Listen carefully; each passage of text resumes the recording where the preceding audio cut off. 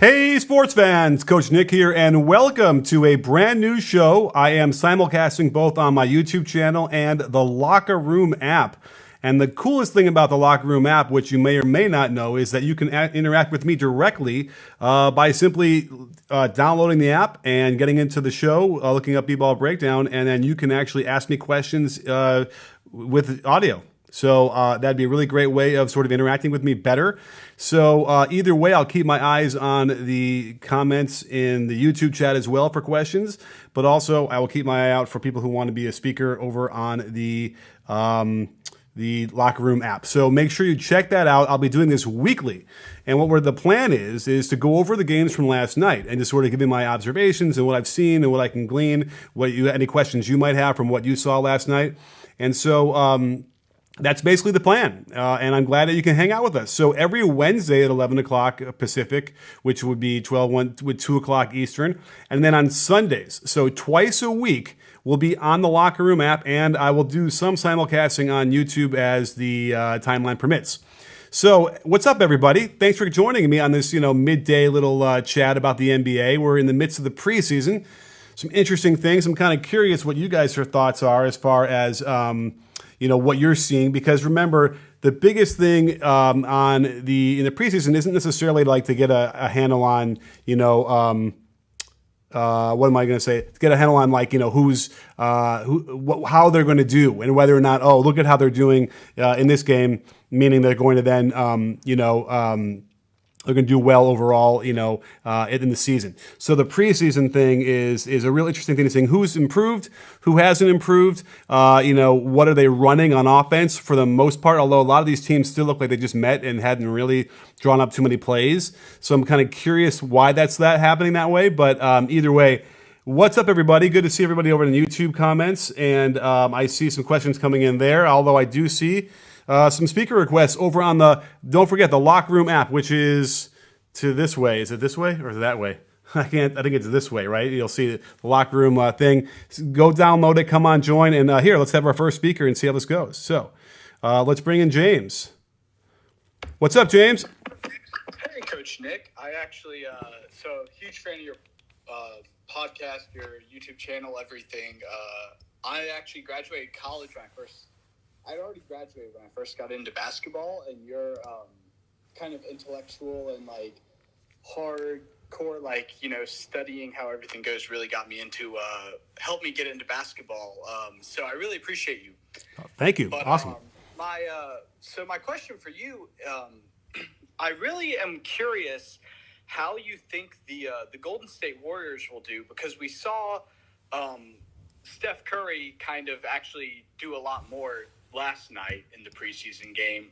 But with Wiggins and Oubre, obviously Draymond Green is a question because he's had really good seasons, and then last season when he was by himself, he was less than optimal.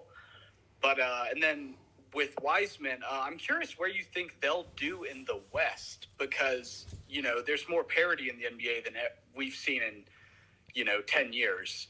So I was curious what your thoughts about all that are. For sure. Well, I went through the game as quickly as I could to get through and get my thoughts organized for the show. And so I'll just lay them out there because I was going to talk about Steph anyway. So let's just get right into it, and we'll talk about him and how all those things go. So great question. Awesome stuff. And thanks for being part of the conversation, James. That's an awesome way to start off the show. So Steph Curry, to me, looks really just like a water bug out there. He is fast coming around screens. What's interesting is, for the most part, he was playing a lot like Klay Thompson in that role, where he'd be coming off of screens and playing off ball a lot. Now, we did see a couple times where he come off of pick and rolls and he gets to the basket and finish really well, like we know he has in the past, although it's also a little scary. That's how he got hurt last time. But he looked really, really good. That said, I think he went 5 for 13 or 5 for 13 from three-point land. I would say he had 5 really open threes that he missed that you would have thought he would have made at least 2 more of those. So he's probably still getting tuned up himself. So I'm anxious to see. I think that I'm going to do a video maybe today or tomorrow about Steph and about whether or not he can be an MVP again. Because if he can play like this, first of all, the overall Warriors' speed is insane offensively. It's like hyper speed, the way they're moving the ball and the way they're moving bodies, unlike we had seen them before, which was always pretty impressive. So I think that Coach Kerr is going to have to rely on that kind of ball movement to sort of get the defense out of positions and get easy shots. So you're going to see it's going to be dizzying as far as I can tell. I love Oubre. Great pickup for them. He's a really good fit culturally. And he just seems to always just make a great play when he comes in the game. Like within, 2 possessions, you'll see he'll get a dunk, he'll get a steal. Something happens when he comes in. It's usually pretty good. So I like what they're building here. Wiggins should have one of his better seasons because the ball is going to move so much. He's going to get plenty of touches. And he's been pretty good at being able to break down and spot up and get to the basket off of when ball movement like that. So I think he's going to struggle shooting threes, and so he'll probably limit those as much as he can. But I do feel like they got something here, and they're going to have to compete with a mixture of the Steph Curry effect, and then also all the things that Kerr is doing to sort of coach them up. I think that Wiseman is going to be important for them because you need big bodies who can really move and defend. But I wouldn't expect too much from him this year. I feel like he's green as it is. And they've got Looney. Draymond will come back. So they kind of have the big man position, covered pretty well. So it'll be a nice thing for him to get some minutes, get his feet wet, hopefully find some success and have Kerr put him in situations where he'll be able to do well playing against bench units, you know what I mean, when it's not as crucial and at the top of the talent. And he'll develop that way. So then the last piece of the puzzle as far as the Warriors go, though, is, how far can they go in the West, which is like, a bloodbath every year, and then every year it gets harder. I don't know because some teams are really in flux. The Rockets could very well move up and down, depending on what happens there. So there's no question the Warriors, as constituted now, and especially when Draymond comes back, deserve to be in the talk for that, fourth spot in the West, easy. And then we'll see if Steph Curry is going to elevate everybody the way we've seen him do coming back from that injury. The irony is that he's kind of like fresh, he sort of saved his body from some extra pounding of a whole playoff season that he didn't get, and then a part of the last season when he got hurt. So he might even be, in better shape now with a little less miles than he normally would have. That said, he's already been beaten up. He's already gone through all that earlier in his career. So, so we'll see. But either way, I'm relatively bullish on them, and I think that that fourth spot would be a pretty good spot for them to target and see how they go. They could be anywhere from 6 to maybe like a third, but I would think that the fourth is pretty much where they want to be. Awesome. Well, I really appreciate the insight there. Thanks for taking my question. You got it. Take care. Thanks, and stay safe. All right, Coach. All right, great. That's how that works, by the way. So if you're out there over in YouTube land, you want to come talk to me, hey, go over to the locker room thing, sign up, find me on B-Ball Breakdown, and jump in here, and I'll just make a request, and I'll let you in, and we'll talk. Let's see here. I had some. You know what? Let's just go to some of the questions in the chat because I feel like there's some good ones here. Let's see. Will John Wall actually be effective with Hardin? So, and I'll probably. By the way, I went really fast with the Warriors. I know people are going to ask me again in like 20 minutes from now. What do I think about the Warriors? So I'll just bounce back and forth, and I'll trying to keep you updated as much as I can, and give you some insights. Come back later. So with the Rockets overall, it was interesting to watch them last night. It's funny because the announcers were talking about how thin and spry James Harden looked. Meanwhile, he didn't look that way to me, but I don't think he was completely out of shape. He looked okay, actually, moving around. But what they're running on offense now is really, really kind of an interesting thing. It's totally 5 out. Like, I was shocked. I maybe have to go through the footage again, but I didn't see a Boogie post up at all on the low block. Maybe after like a pick and roll and he kind of found his way down there, but then he quickly faced up and ended up being the perimeter again. So they're just spreading the floor infinitely more now. And and when you see Boogie, all he's doing now is setting weak side screens and then popping out, not rolling really, or setting up a ball screen and then popping out. And so as a result, the overall theme of the Rockets is interesting because if you had a problem with the style from last year or the years before, you're probably going to have even worse of a problem with that. And I'm going to get into that in a second, although I feel like, all right, let's go for a speaker real quick. I want to keep that moving so no one's waiting too long. But let's bring him on. Let's see here. We have Mitchell coming on, so let's bring him in. What's up, my man? Hey, not much. How's it going? I'm good. I'm good. Welcome. Are you coming here from locker room, or were you over in YouTube and then came over to locker room? Locker room. Nice. Locker room guy. All right. You're OG. OG. That's right. Thanks. This has been great. Question on the Celtics. How concerning is Kemba's knee situation? It's very concerning. And I've been concerned about Kemba for a long time because when you watch him play, he's got very severe knee valgus, whatever you want to pronounce, which means his knees cave in toward each other. And he's a really springy guy who relies on that kind of motion. And it hurts my knees just watching him do it. And I've always scratched my head saying, gosh, like he played, I think his first, 6-7 years, he didn't miss a game or whatever. I'm not talking out of my butt. I can check. Luckily, we have the technology. But the point being that, we kind of been looking at this, and some of the functional movement guys that I know have been looking at this for a while, going like, this is a little concerning, especially in the context of being able to fix this, with band work and strengthening the outside of the hips and the quads and whatnot. So at any rate, it's like, I don't know if there's going to be a really good solution to this. I mean, short of fixing it and understanding what this is, but they don't seem to be interested in doing that. So as a result, I just am worried that, yes, his knee problems are going to be a thing that are continuing to get worse. If you look at the games played, I mean, it's been up and down, but he had a stretch there where he's playing 81, 79, 80, 82. So he had 4 straight years playing most of the games. And so I am worried. And by the way, when you watch the Celtics without him, Marcus Smart's not really a lead guard. So it puts everybody else in weird positions in different roles in the offense, and it doesn't look good. So they have to be very concerned. And while he's probably a better fit, with the teamwork than like a Kyrie, I don't. This might be a thing where they're going to end up not getting the most value out of him because he's not going to play as many games as they hoped. Does that make sense? Yeah. And with him not there, does that, assuming his knee situation doesn't improve that much and he's just not on the floor, is there a ceiling for the Celtics, or is there like another way for them to like?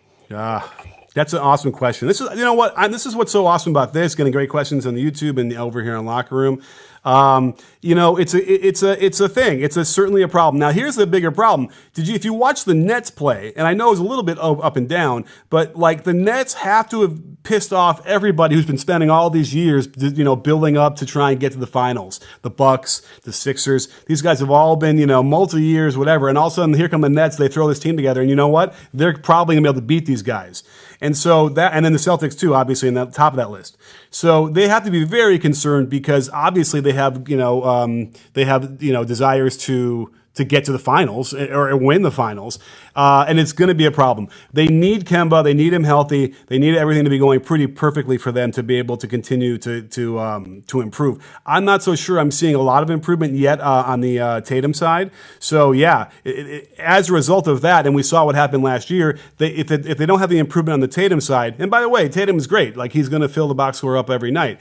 But if there's no improvement from that, then they're going to have Kemba. They're going to have Jaylen Brown and those guys play better to advance, and it's going to be really tough.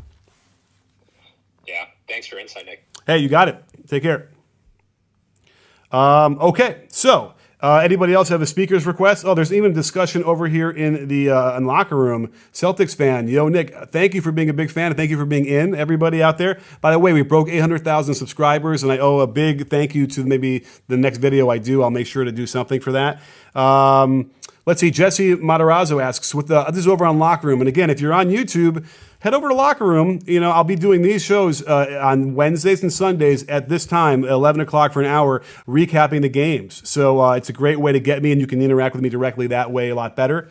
Jesse asks, with the great start of Josh Richardson in Dallas, 8 for 10 from 3 and good defense, as well as the surprising defensive abilities of the rookies, do you see Dallas getting better this year with KP coming back in a few weeks? I have Dallas as my dark horse title contender, believe it or not. Again, it's KP reliant, but just by adding Powell and Jalen Brunson back, I think that they're rocked and stocked and loaded and ready to go. So I'm really looking forward to watching how that plays out.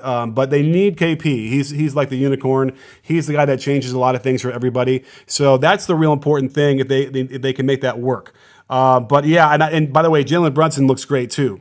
So they really have a nice team. Carlisle has figured out how to unlock Luka and unlock that offense. By the way, that offense could actually be better this year, and they had broken every record last year in offensive rating. So yeah, I'm really really impressed by what they can do and really high on them. So I'd buy low or whatever you want to call it now, knowing that they should really contend and surprise some of those guys. They can surprise the Lakers for sure. Let's see here. Let's scroll through the questions and get through. So remember, every Wednesday, every Sunday, we'll go into the point for this is generally to talk about the games from last night. But you know what? Ask questions. We'll go around the league as well as I can for what I've kept up with so far. I'm not even sure I'm ready for the season to start. I'm not in shape to be going through all these games already in the preseason. Okay, wait, we have another question. Another person wants to come on. So Maxwell. Oh, where did you go? Go back to the stage. It's that easy, by the way. You tap a button after you download the Locker Room app, and you can get on the show with me, Coach Nick. Maxwell, what's going on, my man? Hey, what's going on? Hope you're doing well. I'm good. I'm hiding. How about you? Same. It's kind of forced to hide under these restrictions, but you know it's all good. I'm happy and healthy. So awesome. Question for you though is your evaluation of Lamelo so far. I said. Watched both preseason games. I said I was a lot more impressed by his 10 rebounds in the first game than any concerns. Obviously, he hasn't shot great. It was a little bit better in the second game than the first, but we knew that coming in. But is there anything else that you've seen that you've either been impressed by or underwhelmed by? From him so far? Yeah, great question about LaMelo Ball. And so I need to get my eyes on like some full games of the Hornets. But what I have seen, first of all, I'm not surprised that he's struggling shooting. He's a young kid. He's being thrown in here. He played, at the NBL last year, which is not the same as the NBA, even though he's been playing with adults since he was, 12. So, but the great thing is he's not intimidated, and he's throwing dimes already that are just like getting me out of my chair. So, and again, like you mentioned with the rebounds, he has that knack for just being in the right place at the right time. And if you ever coached at any level, invariably you had that like one guy who just, you can't coach it. He just seems to know where to be, and he's there. It's weird. And he has that knack for whatever reason. Maybe one day we'll be able to decipher what that secret is. But his passing is just above and beyond. And the fact that he's willing to throw him so early, at the NBA level is great. It shows me that he's not going to be affected by like, oh, I'm worried about turnovers, because again, in this league, when you shoot threes, you can mitigate turnover issues a lot better. And then also, you throw away a ball, it goes out of bounds. Yeah, it's not such a big deal. It's the live ball turnovers you got to be careful about. So the point being that I'm really impressed with what I'm seeing so far from him. He'll get better. I mean, Lonzo had a similar, I think, my memory of it now from a few years ago was that it took him a few minutes to kind of get adjusted and get comfortable. But I think once he does, he'll be better than Lonzo. And Lonzo is really good.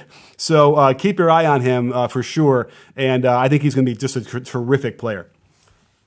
Yeah, I'm pretty encouraged by what I'm seeing too. Like I said, the deficiencies are what we thought they were going to be, but his activity around the rim and just in general, and a lot of the reports of him just kind of being positive and jovial and soaking everything in is encouraging. For me as a Hornets fan. But thanks so much, Nick. I appreciate it. You got it. Take care, Maxwell. Thank you, man. We got more speaker requests. Awesome. This is great. This is more than I've had from the last time. I by the way, I've been on Locker Room for a little while, but we haven't had this many speaker requests. So, Anthony, you might be first. I hope. Sorry if you're not, but Patrick. But Anthony, what's up, my man? How's it going? Hey, can you hear me okay, Coach Nick? You sound better than me, probably. That's good to hear. Big fan of your channel. I got kind of an offbeat question for you. So I was watching the Knicks and Pistons the other day, the preseason, and I look at both of these rosters, and there doesn't really seem to be any clear direction of which they're headed. Pistons signed Grant and Plumlee this offseason, which was kind of surprising.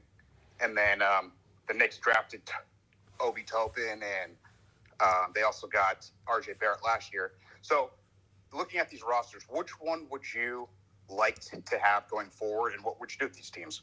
That's a great question. I did peep a little bit of that Pistons game, the Knicks game, and from the Pistons side, I think I tweeted it out. One of the GIFs where it's just like a guy looking confused because I don't know. I really can't figure out what's going on here and who they have and what's supposed to happen. I don't think it's, honestly, I don't think it's the players for the Pistons. I think it's the coach. And it's, I've been very critical of Dwayne Casey for a long time. And I just feel like they don't, my radar doesn't go off when I watch them play, even now in the few minutes. And it's not necessarily fair just yet. We need to see them with normal rotations. But the rosters themselves are also a little bit screwy. But, there is something there. They have something there. I mean, wait, who do they get? Who's the rookie they got? That's who I love. Let's see.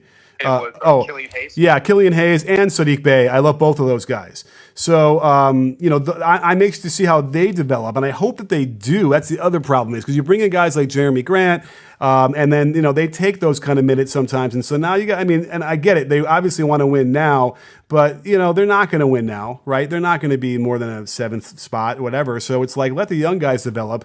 Anyway, so that's why it's confusing. Julie Okafor is out there. It's like they just put this weird roster together. I agree.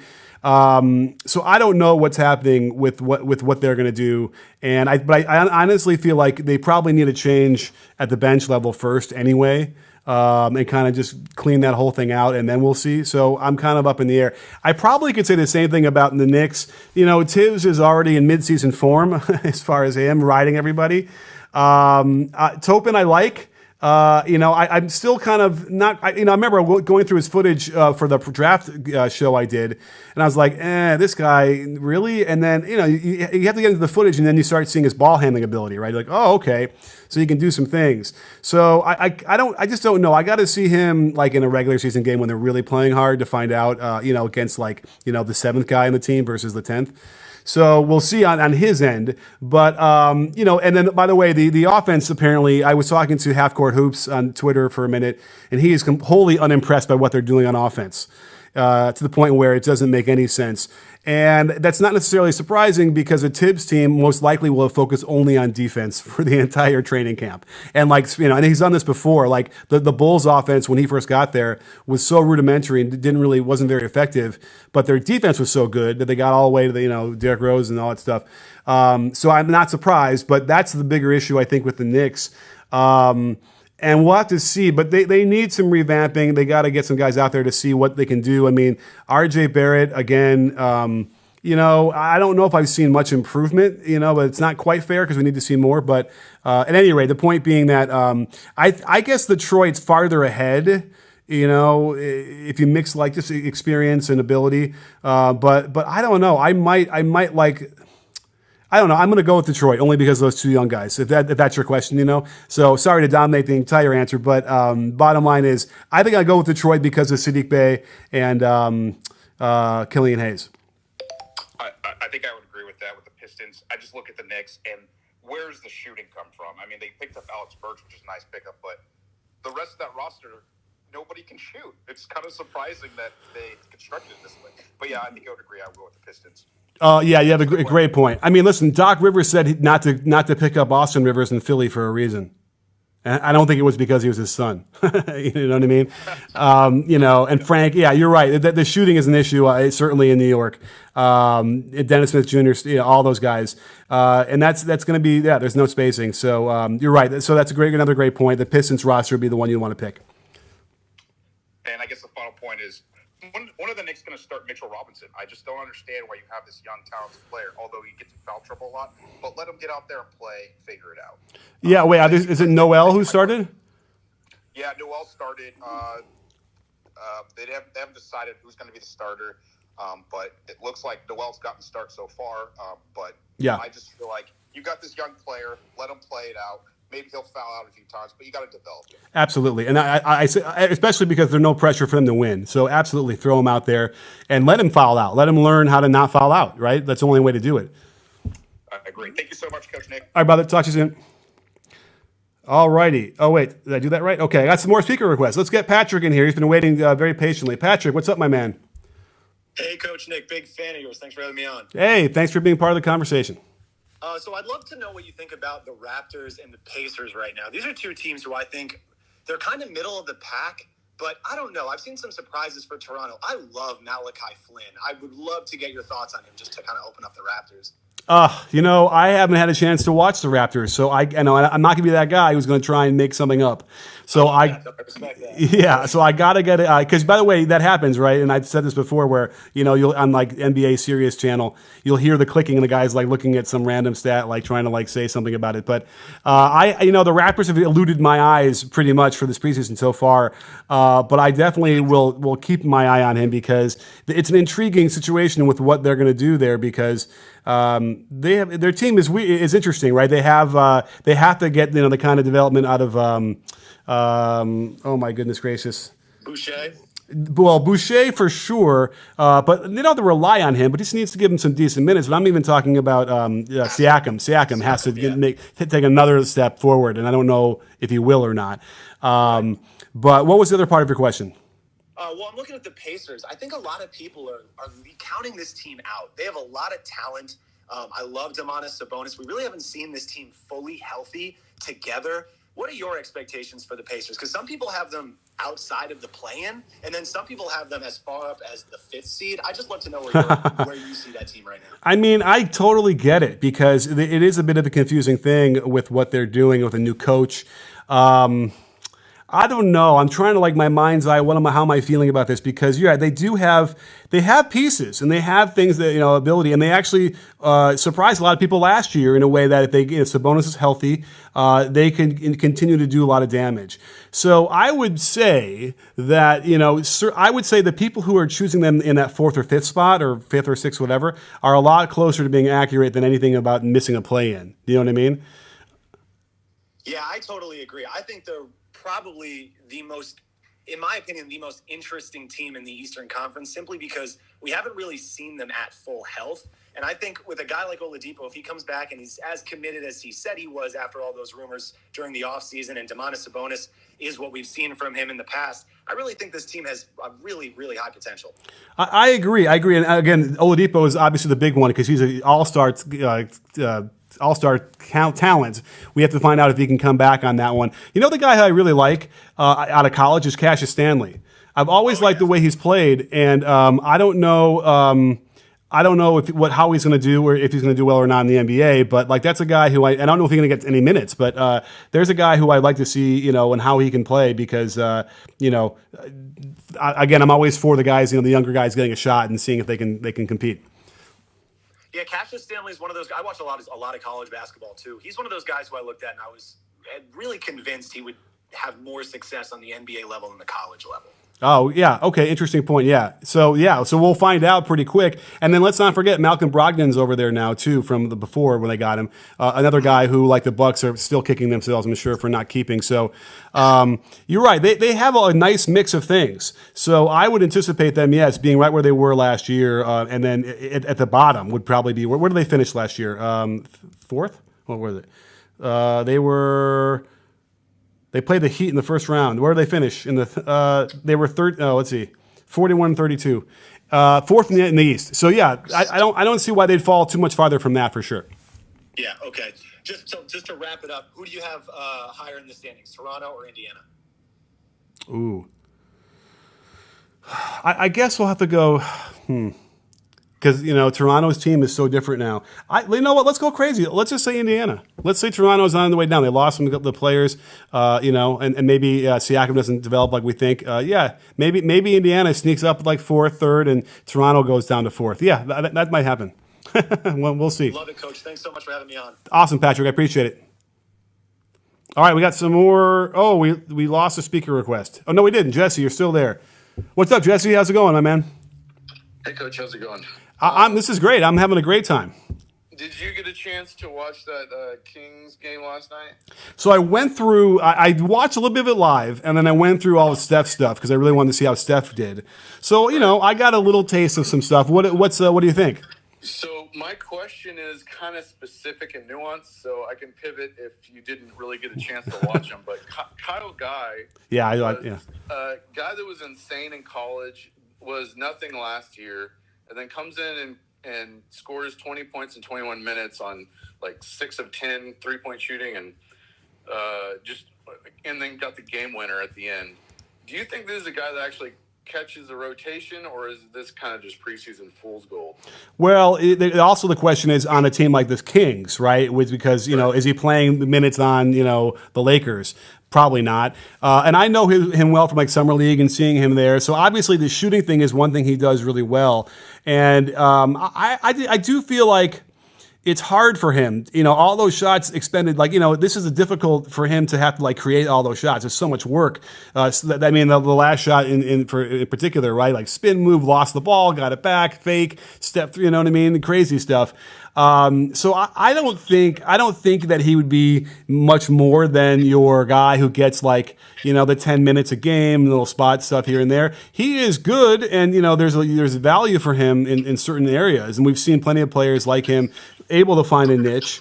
But I don't know. I mean, at this moment right now, I'd say it's a preseason game. He got hot, so he got extra minutes. But I don't know. I don't see him playing serious minutes in a regular season for the Kings. Do you think that's the same fate as going back to the Lakers? Do you think that's the same Caruso? Fate that Horton? Oh. No, Horton Tucker is going to have. Okay. I think he'll actually get a big role. Sorry, I thought you were talking about maybe Caruso from a few years ago. Because again, but because that could be, who knows? Does he have the same trajectory? Because I didn't think that Caruso was an NBA player when he first started, and he developed. Now I went through Talen Horton Tucker's shots from the other game.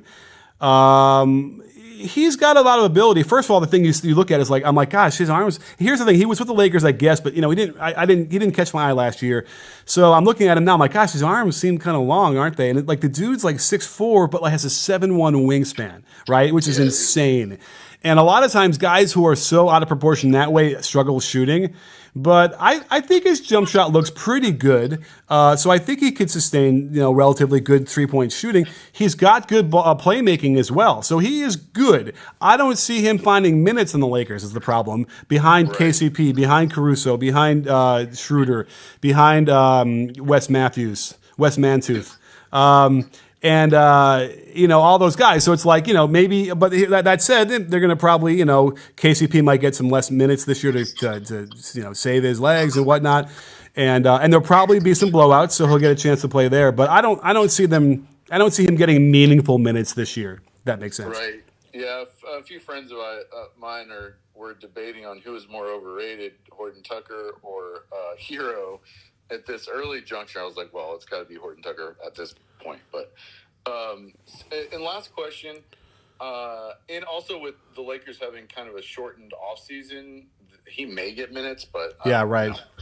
But another thing, Lonnie Walker and Vassell played really well, I thought, last night. Did you watch any of that? Yeah, you know what? Lonnie Walker is the guy who we might not see. I don't know if Siakam's going to develop take the next step or not. But Lonnie Walker kind of looks like he has. He looks different this year. He was shooting really well. He was facilitating and going to the basket and actually making passes. So I like him. Vassell, I didn't get a chance to watch as much. I saw him make a shot or two. But Lonnie Walker really caught my eye. And the problem with the Spurs overall is that it's a weird roster. I don't think they're going to stop anybody. So I would predict that they're going to have a very poor defense. And as a result, it may not really matter. I mean, I don't think they're going to outscore people anyway. But I do feel once and for all, maybe we'll get the Derek White, DeJounte Murray, Lonnie Walker. We'll get those three guys to kind of get more of a focal point of the team. And then maybe they can push. They can, listen. What's his face? DeMar DeRozan actually hit a three off on the move. Looked good that way. But I would kind of hope at some point that those guys kind of take a little bit more of a producer emeritus role and let them fade in the background. Let these other three young guys take the reins just to see what would happen. Trading block as well. So we'll see. Wait, trade who? Well, with the expirings of DeRozan and Aldridge, I could see them being on the trading block anyway, so the rotation will probably change. Ooh, and by the way, that would disrupt some people's playoff plans if they all of a sudden pick up a guy like DeRozan or Aldridge to come off the bench for them. Yeah. That's really, really interesting. So keep your eye on that. It's a great call, Jesse. Awesome questions. Yeah, appreciate it. You got it. Take care. All righty. So let's go to let's see here. Oh, wait. Okay. Let's go to some questions maybe we have on the YouTube side, because I don't want to leave you guys hanging too much while we're there. But don't forget, if you want to talk to me like that, it's great questions.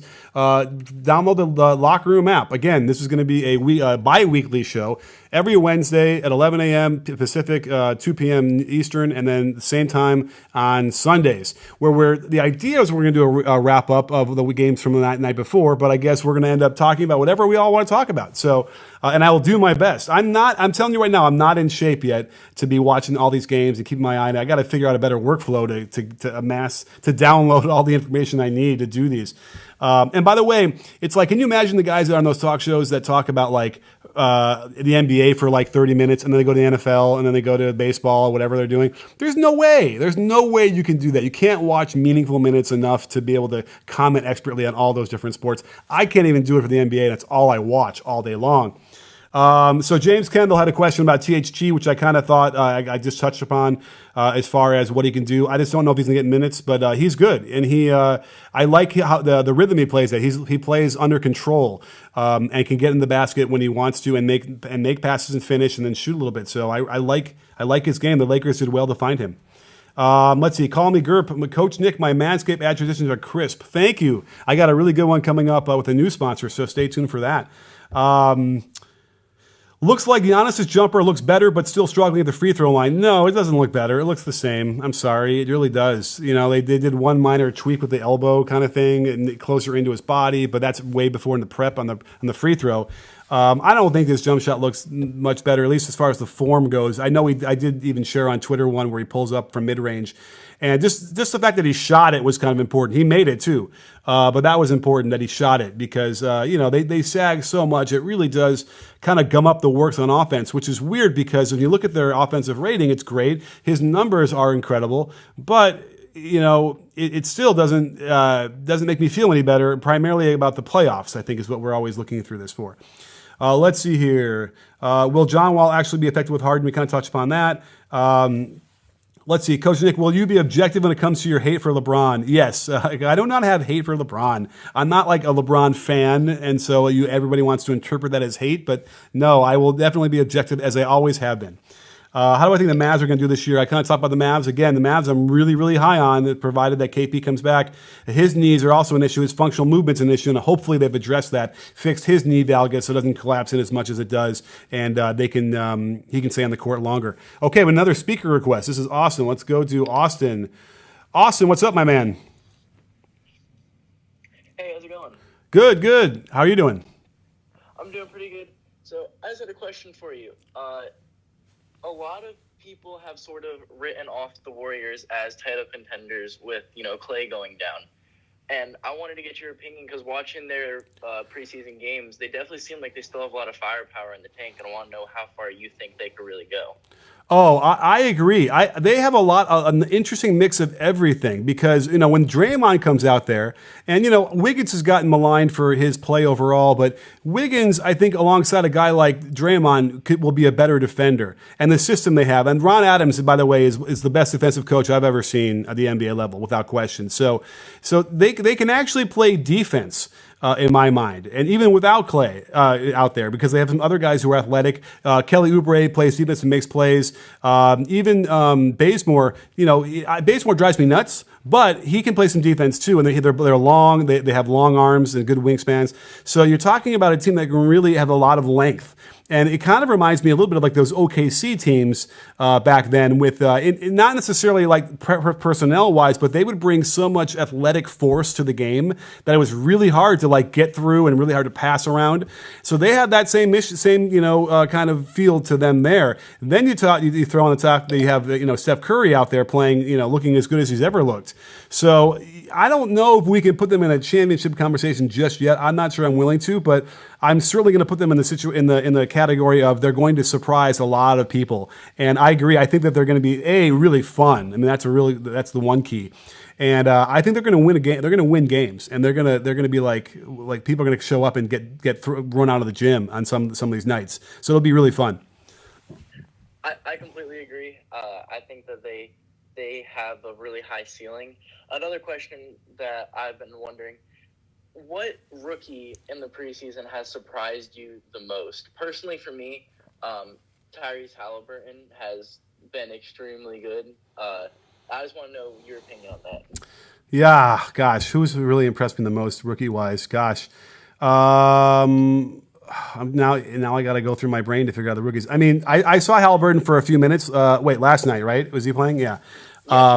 Yeah, and so I like them. You know, you know what? I might have to go with even like Lamelo. Although I was ready for that, so it's not like surprising. But it's the guys that don't look intimidated that come out there and they're ready to just ready to do some damage out there. They don't look scared because a lot of times you'll see guys that hang their head, they make like a bad play, and you're like, he's just not ready yet. So when I see that kind of play or the opposite of that makes me excited about their prospects. So Halliburton for sure. Who else have I seen? Who are the other rookies? Remind me who I'm missing right now. Isaac Okoro had a really good game along with the game-winning layup. He had a really strong game. I mean, I heard you speaking about Obi Toppin earlier. I just want to see, which people you're really looking forward to seeing once the season started. Yeah, for sure. Well, Sadiq Bey was my favorite of all of them coming out of the draft, and I got to get my eyes a little bit more on the Detroit to see what's happening over there, to see how he's playing.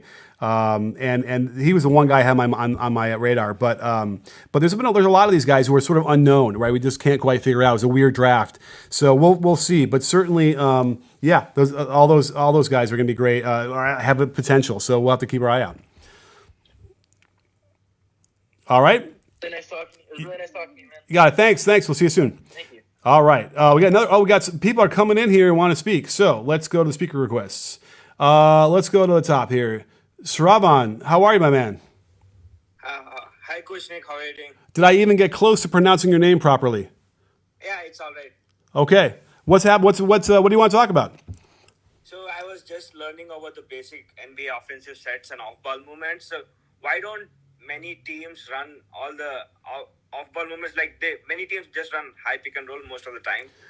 Why don't many? Is it due to personal, or is it due to coaching, or is it due to some players or stars don't like it? I think that sometimes a certain style takes hold and everybody wants to imitate that. So the big thing you see now is like the 21 series that D'Antoni developed out of Phoenix and then Houston, where there's like some high post action, there's some handoffs on one side, and then on the weak side, they're spotting up and they're waiting for their men to help so they can easily kick it out for a three.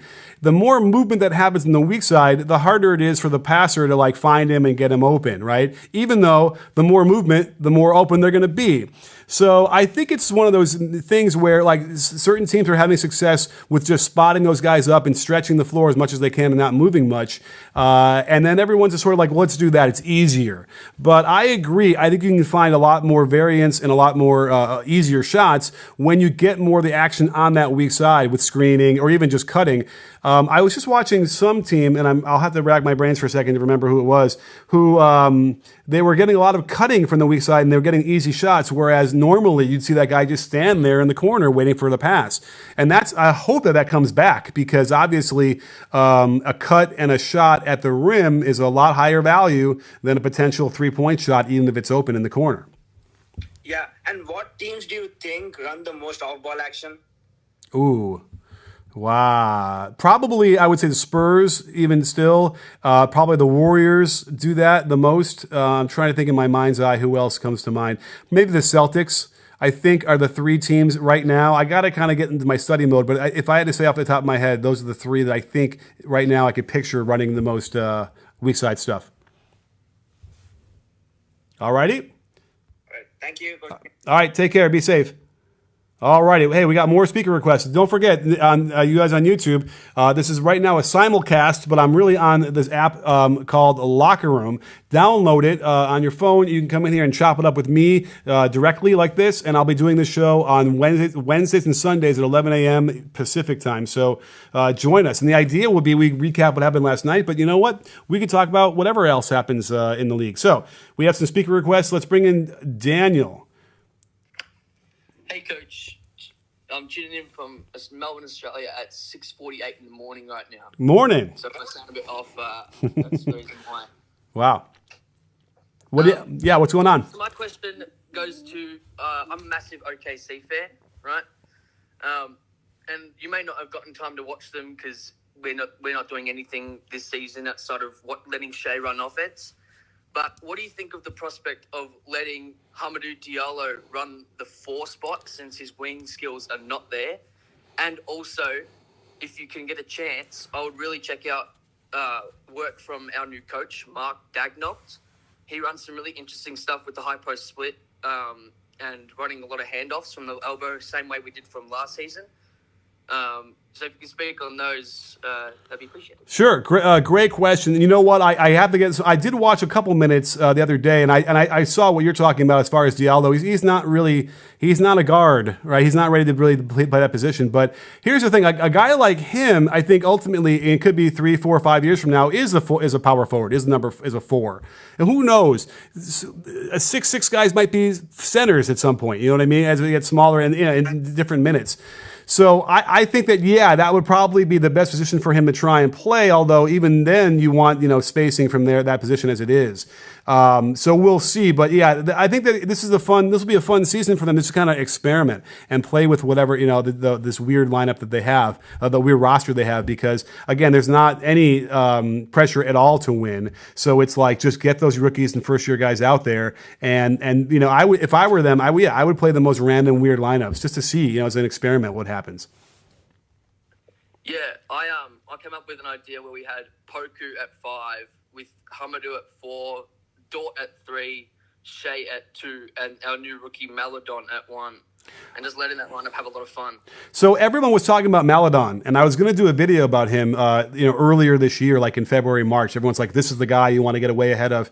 I have to tell you, I went through the footage. I was like, I just don't see it at all. But I watched his game. I watched just him, what he was doing, and he did look good. So I want to definitely see Maladon get some more opportunities to see if it really is legit or not, or if he's just doing it against the end of the bench guys who won't make the team. So or who won't play a lot of minutes in the regular season. So all great calls, and it's sometimes it doesn't have to be a winning team to get behind it and be fun, and have fun and really enjoy watching them. So I'm going to keep my eye out, because for certain they have a couple of those guys who I went on to see develop. Yep. Thanks, Coach. You got it, Daniel. Take care. All righty. So I think, let's see here. Oh, we got about 10 more minutes. This will be an hour show every Wednesday and Sunday. Let's go to the YouTube side here and see if we have any good questions there. But as we start to wrap this up, are the Wizards a conference finals team? Interesting question. I don't know. I got to see Russ out there first before I can make a determination. And Beal. So, on paper, you might think that maybe they could do it, but I got to see them healthy before I can even get a handle on it. So it's not crazy. No one should be yelling at you, like thinking you're stupid for saying that just yet. But we got to see it. We got to see it actually on the court. Let's see here. Where can I get the posters, pictures in the background? Great question. These are all a sponsor of mine from Displates.com. Displates, Displates. They're magnetic, so you put magnets in the wall. I can take those down and replace them with other ones as we go. So check those out. They're really cool. I don't think I have my code anymore, but check them out anyway. Maybe they'll come back and I'll get the code again. App isn't usable in Germany. Oh, no. Well, maybe, then get the NordVPN, another sponsor, and then you can probably get it, right? I don't know. Can I give my official awards predictions? I'm terrible about that, and I get on record and I do it, and then I'm so wrong. So I don't know. I'm going to do a video about Steph maybe being the MVP again. Can he do it? So there's my one idea, but I don't know. Let's see here. Let's go through some more questions. What is Gigolo Puff saying wow to? So, big, huge thanks to Gigolo Puff over on the YouTube side, cleaning up these comments. Again, he's always there for me. Love it. Thank you so much. And reminding me that we got to 800,000 subscribers. Again, thank you all for being part of this conversation for 10 years plus. It's still mind-blowing considering where I started to where I am now. It's like only in this time of our history. Let's see. I don't like the Harrell signing because he can't really shoot. His defense in these preseason games isn't that great. And so Harrell to the Lakers, I don't know. I thought he's looked pretty good, and I don't think it matters. The Lakers could be on cruise control and just kind of get right to to the finals. Anthony Edwards is very unimpressive so far. Desmond Bane looks pretty solid. Okay, all great names, all guys to keep our eyes out on for these rookies to see. But again, I think the toughest thing is to ascertain how the rookies will do based on the preseason, right? Because it's already a different animal, and this is a weird season as it is. So we got to get into the regular season. We got to get 15 games in before I can see those guys and figure out what they're doing. Thoughts on Jaylen Brown? So, he went 1 for 11. My main impression on the Celtics from last night was without Kemba, they all had shifted their roles, and I think Jaylen gets the brunt of that. He was taking shots he wouldn't normally take out of their offense, and so as a result, he was way off. So I would suspect that once they get back into the right alignment on their offensive positions, I've always liked him probably better than I've liked Tatum, believe it or not.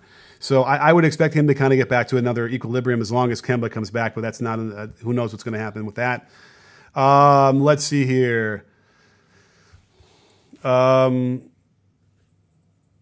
Right, 800,000, nothing compared to what I should have. You know what? It's not to me, it's not, it's awesome to have that many subscribers, but it's views, right? And YouTubers want views. And that's, there are a lot of channels out there that have like 100,000 subscribers, but they get millions of views in each video. So, Malachi Flynn, I got to get my eyes on. I apologize. I will, though, sooner than later.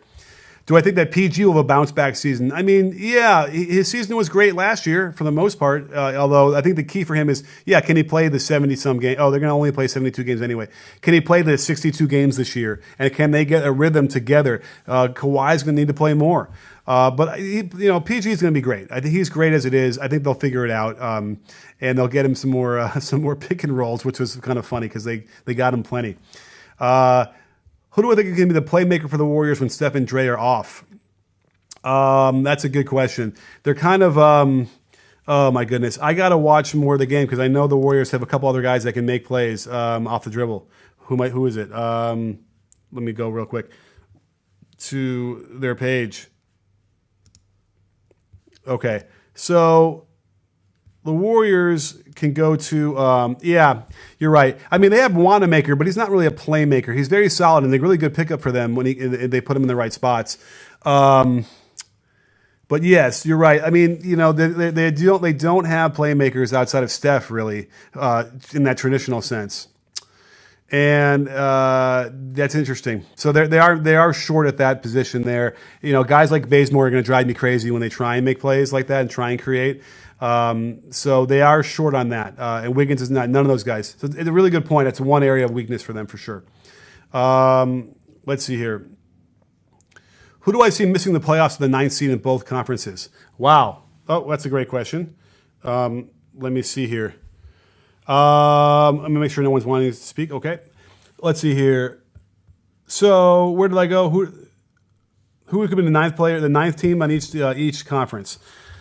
So I guess the question is, who is missing it? But they have a play-in this year, right? So it's going to be the same as it was last year. I think they're going to do that. But I don't know.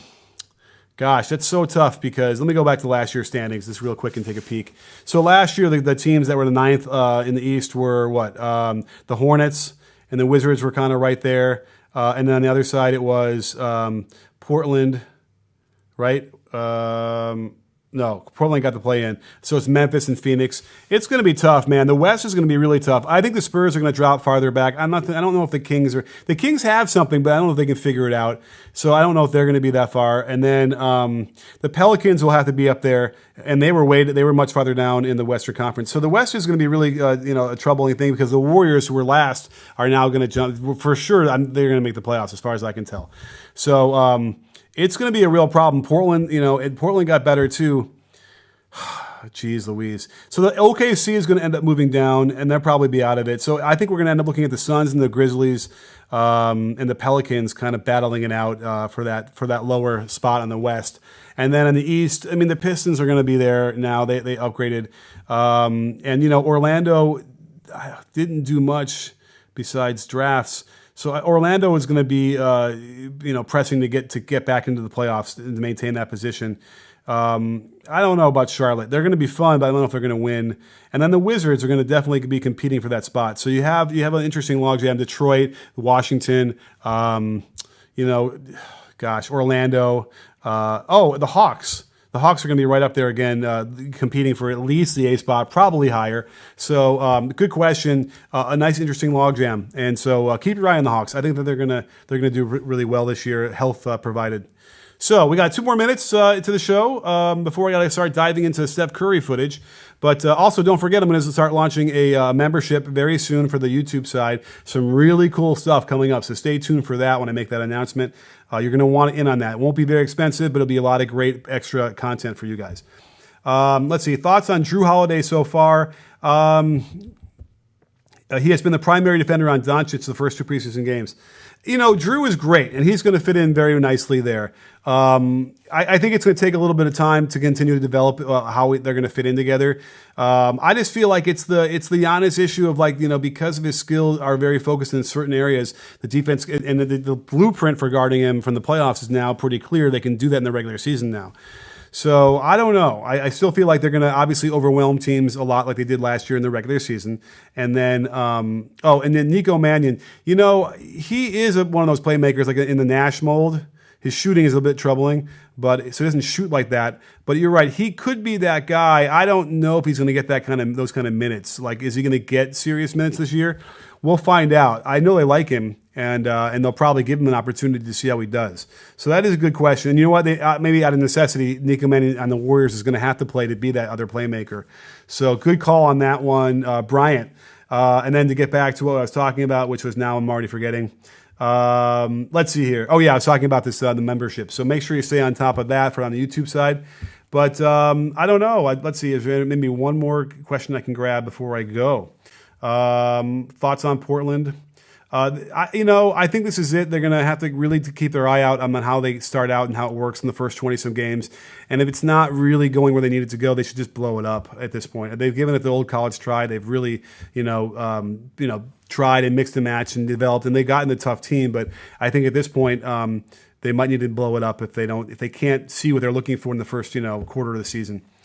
I think that's about it for me. I don't know if I have too much other information. My brain has been sucked dry. Although in theory, I could have talked all about the Rockets. I did talk about the Rockets a little bit. Chris Clemens' injury. We'll talk about that later. Anyhow, awesome stuff. This has been really exciting stuff. I'm really glad you guys could be here. Hopefully you guys will come over to the locker room and join and follow me so you can be alerted if I do any other locker room shows, because I'll be there a lot. Don't forget, I'll be here Wednesdays and Sundays. I won't probably simulcast on YouTube for all of these, but certainly I wanted to get it going here and let you guys know on both sides what I'm doing. So awesome stuff. Thank you guys so much for being here. And let's see. Don't forget, sports fans, at B-Ball Breakdown, we're not a channel. We're a conversation. You in?